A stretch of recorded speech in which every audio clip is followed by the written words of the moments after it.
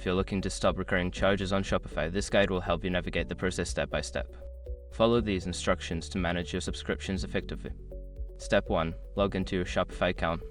Start by logging into your Shopify admin panel using your credentials. This will give you access to your store settings and billing information. Step 2. Navigate to billing settings. Once logged in, go to the settings section located at the bottom left corner of the admin panel. From there, click on billing to view your current charges and subscriptions. Step 3. Review recurring charges. In the billing section, look for any active subscriptions or recurring charges.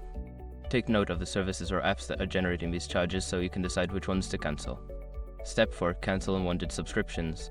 For any subscriptions you wish to cancel, click on the corresponding option to manage or cancel the subscription. Follow the prompts to confirm the cancellation and ensure that you will no longer be billed for these services. Step 5. Check for confirmation. Before filing a refund or dispute, use the sroc.com link in the description to open the refund dispute deadline calculator and confirm your deadline. By following these steps, you can effectively manage and stop any unwanted recurring charges on your Shopify account. If you have any further questions, consider reaching out to Shopify support for assistance.